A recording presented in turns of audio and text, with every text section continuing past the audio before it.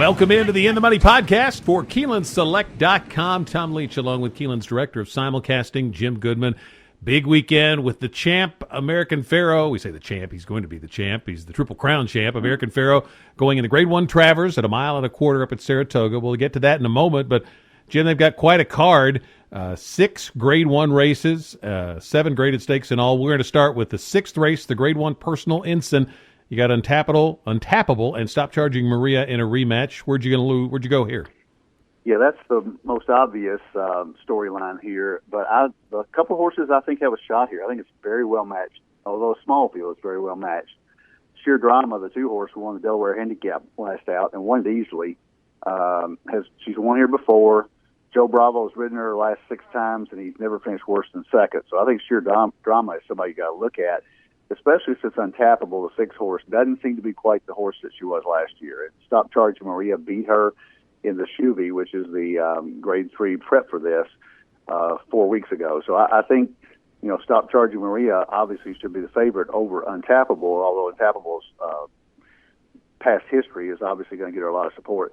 I'm going to go with Sheer Drama here in a slight upset. I'm going to take Stop Charging Maria and Untappable behind, and Got Lucky the 5 also has a chance given the recent form at Monmouth, and she fits the bill as the quote-unquote other Pletcher. There's going to be a higher price. And Got Lucky intrigues me a little bit, but it's a well-matched race.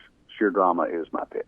I'm going to take Untappable. Reading some of the reports of the guys who were following the morning training up at Saratoga, seems like she's looking more like her old self. And if she gets back to last year's level, and you get her as the maybe second choice or borderline third choice in here, that's great value if she's back to that level. So second start over the track, and because of getting a little bit of value, I'm not sure how much. Like she's going to be 10-1, but still not going to be favored. And I'm going to take Untappable, and then I think it's probably I'm betting it as a rematch with Stop Charging Maria.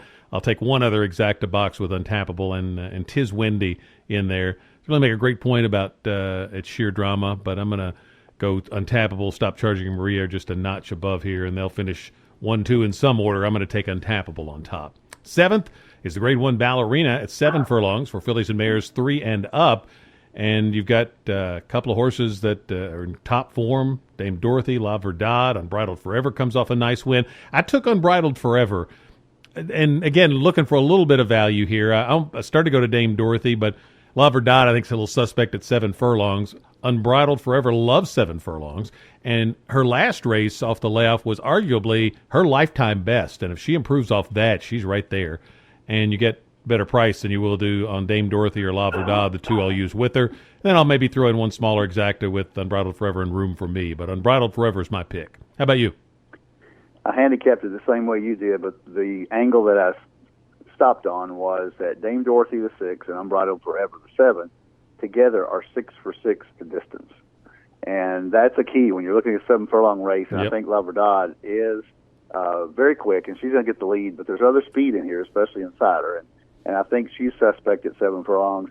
Unbridled Forever and Dame Dorothy absolutely love 7 furlongs. So my play here is exacta between those two. I think Dame Dorothy's going to sit right off the lead, and Unbridled Forever is going to be flying at the end.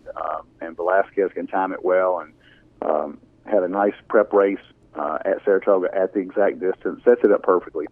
And I think that she's got a shot at running them down. But Dame Dorothy would be my pick on top.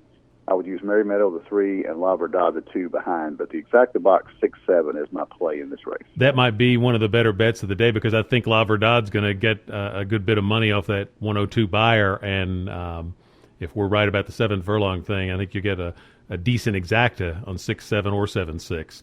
8th race is the Grade 1 King's Bishop, also at 7 furlongs for the boys, 3-year-olds. And a nice group here. Where did you land? Yeah, this is the start of the late pick 4 that ends with the American Pharoah race, the Travers, of course. And the King's Bishop is always a nice race. I really like the way Holy Boss won the Amsterdam very impressively and sets him up perfectly for this. But he doesn't have any experience at 7 furlongs. So I'm not as strong here as I am on the 2 horses in the filly race. Graham Bealey, the 2, seems to love the distance. So I give him a shot. Classy Class, the 8, a shot at a price with Gary Stevens up for Kerry McLaughlin. And March, the 10 horse, again, the same angle, 2 for 2 at 7 furlongs. So in the pick 4, I would use Holy Boss and Graham Bealey and try to go light here to cover a couple of later races that are wide open, I think. I think Classy Class has a real shot at 10-1, but my top choice would be Holy Boss to 7. I'm going to take the 2, Graham Billy. Might be the speed of the speed, and may need to be, but coming out of the 2-hole, that's good. I like the record at 7 furlongs that you mentioned, and I also like the fact that Castellano signs on to ride this one. So I'm going to take that one and use him with Holy Boss, March, and Competitive Edge, although I'm not as bullish on Competitive Edge, but probably use all 4 of those in a pick 4. The 9th race is the Grade 1 4-Go at 7 furlongs. This is for 3-year-olds and up. And I went back and forth here and eventually ended up on Tamar Cruz. 2 wins at 7 furlongs. I think he's going to really benefit from that race in the Grade 1 Met Mile. Just too close to a very hot pace. And I think he can, and McLaughlin's just been on fire, especially in the big races. So I'm going to take the 6, Tamar Cruz, use him with the Big Beast, Bourbon Courage, Private Zone, and Race Day, probably. I think you get a little bit of a price on Tamar Cruz. How about you? Yeah, I think you get a price on Tamar Cruz, but I think the way I look at this race is if I could get 6-1 on Race Day, I would take it. You just toss the last race. Register won that race easily at the Salvatore Mile at Monmouth. Race Day was bumped at the start, never really was in the race, got beat by 14, but you just run a line through that. Last 4 buyers have been between 104 and 109. Now, he's cutting back to 7 furlongs, but he should have plenty of gas in the tank to finish. And I think your horse, Tamar Cruz, the Big Beast, is going to get really bet hard here off that Vanderbilt win, close loss to Rock Falls. So I think Big Beast is going to be 5-2 or less, and he could win very easily, and I would certainly use him in all exotics and all pick 4s. But I'm going to think Race Day. If I could get 6-1, I'm going to take a shot with a horse that's that consistent and that strong. So the other horses I would use, Private Zone is the speedy. He's going to get the lead. There's no doubt about that. And I don't know if he can hang on or not, but he will be on the lead. And the price horse here is a horse called Viva Majorca, the 9 horse for Le Peru and Ian Wilkes. Might sneak up on these. He only got beat 3 3/4 in the Vanderbilt, and he got off to a terrible start. So although he doesn't have the back class some of his other horses, I think Le Peru at 20-1 with Ian Wilkes might be a little bit of a price to get in the exact in the try. But Race Day will be that top pick in the 4-Go. Let's move on to the 10th race on the turf. It is the Sword Dancer at 1.5 miles for 3-year-olds and up. And in here, you've got Flintshire coming in from Europe. Can you beat him? Well, he would be my pick. He's an obvious pick. He's made over $5 million, and Favre doesn't ship him in for fun. So I think he's an obvious pick. But in the pick 4, I think this race, if he doesn't fire, I think any of them can win. And one of the intriguing horses here to me is Messi for Grand Motion. He's won. You'll never see an easier win in that race at 1 mile and 3/8 at Saratoga on August the 6th. I mean, he just toyed with the field. He won by 2 lengths. He could have won by 10 if he wanted to. And he didn't run against the class overseas that Flintshire has, but maybe he loves it over here. And you know, you go forward from a 94 buyer that when he was just loafing at the end, and I think he's got a shot. But in my pick 4, I'm going to use just about everything in here, and I may use all of them because I can't really separate the horses below. Red Rifle, Twilight Eclipse, and Imagining all have a shot in here if Flintshire doesn't fire. He would be my top choice, but Red Rifle, the 4, would be my second choice, Twilight Eclipse. And Messi is my surprise horse of the day. So I think he's got a shot at, and if he goes 10-1, I would probably bet him to win. I'm going to take a little bit of a surprise here with Imagining. I like the jock change to Ortiz. I read Ortiz has just been white hot. And this horse is on the inside and may just be able to get to the front and take them all the way. So I'm going to, and Shug is really good on these big days. So I'm going to try Imagining, get a little bit of a price there, I think.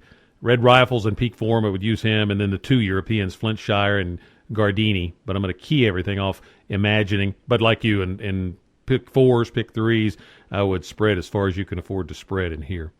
11th race is the Travers. I couldn't go against American Pharoah.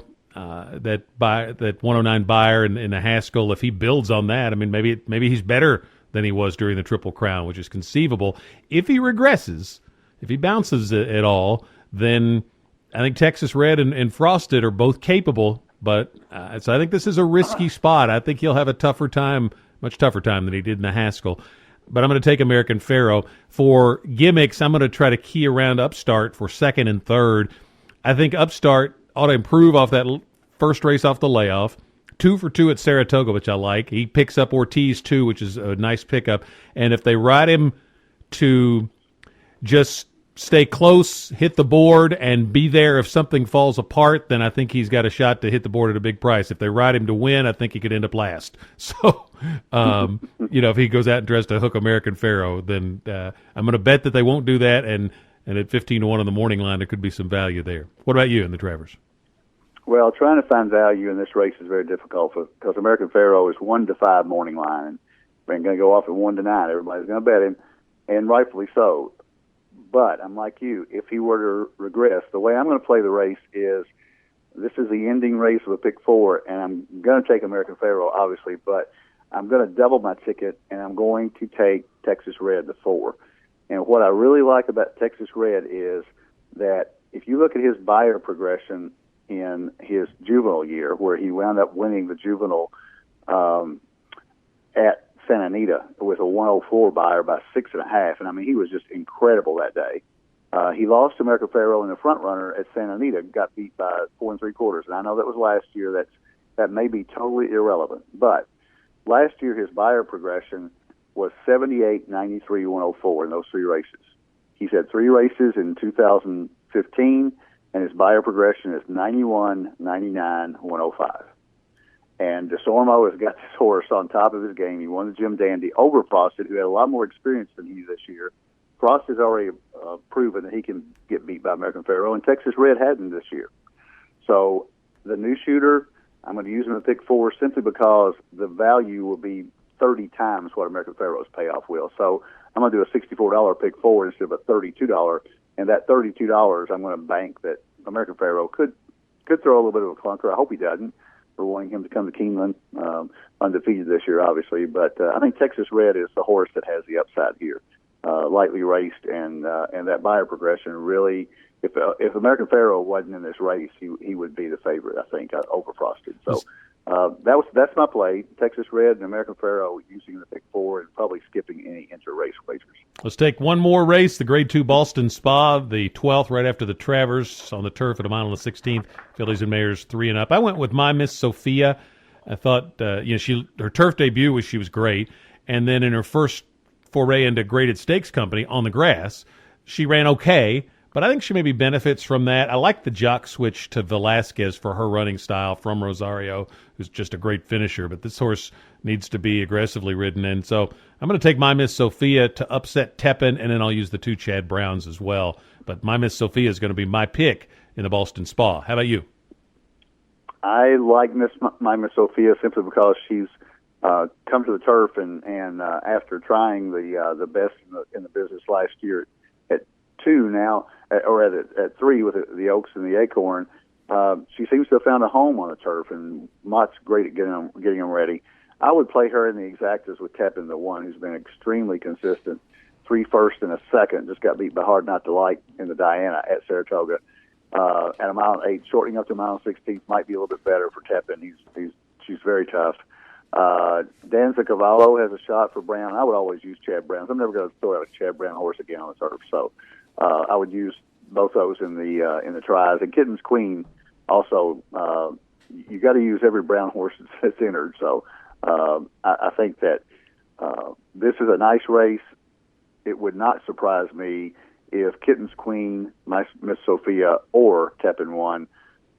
My Miss Sophia at 6-1 is a little bit of intriguing for me as well. Remember, there's a pick 5 on race 1. The pick 6 starts with the Personal Ensign, the first of the graded stakes, the 6th race, and a $1 million guaranteed pick 4 starting on the 8th race, culminating with the Travers. So just a great day of racing and wagering. So make sure you're keeping your Keeneland Select account fully funded, or you get out to the simulcasting, which is now at the Red Mile here in Lexington. For Jim Goodman, I'm Tom Leach. This is the In the Money Podcast for KeenelandSelect.com.